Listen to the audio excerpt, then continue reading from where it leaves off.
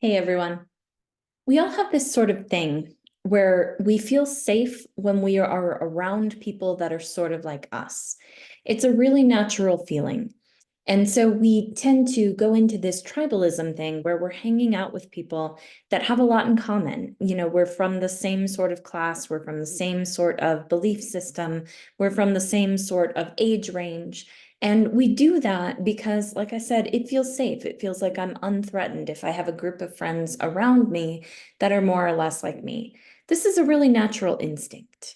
So think back to the times when we were living in, pre-civilization, and we were in danger of things like starving. We might actually, if we experienced an injury or something like that, have lost the ability to do the hunting and gathering necessary to feed ourselves. So if we're in danger of starving, we want to gather people around us who are going to share with us. And the people who are likely to share with us are people who like us and people who are kind of like us. So there's that alike and there's also that liking aspect. We want to have that group of people around us that we can fall back on. And the people who are more like us are the people who are more likely to come through for us if we need them. We also think about a different kind of thing. Imagine a scenario in pre-civilization times when there was a bear attacking us.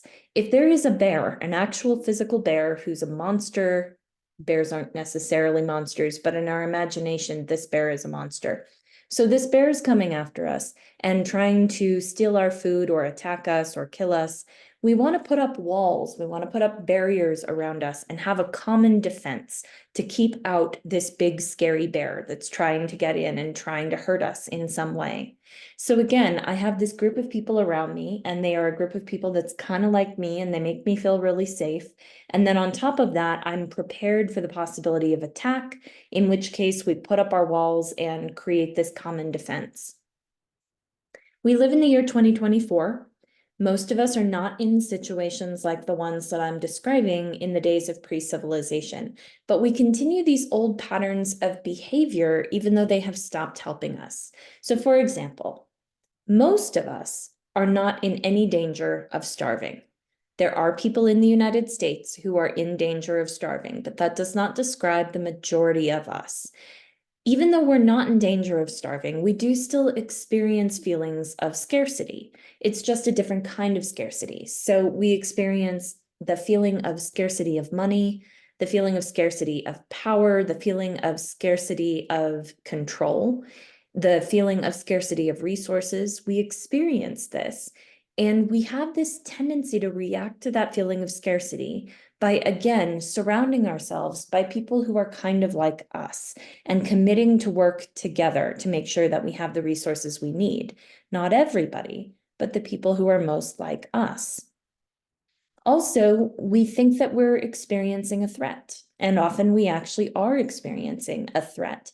We are sort of under immediate danger of some kind of attack, but it's not a bear. It's not a bear that's attacking us. It's a much more abstract, kind of complicated system with a lot of moving pieces. And we still have this tendency to want to build a wall and mount a common defense, gather my people together around me, and fight to keep everybody else out. But the bear that is attacking us, like I said, it's not a bear. It's a complicated situation with lots of moving parts and things that are hard to understand. And it's about ideas and power, and building the walls and acting defensively is actually not going to help.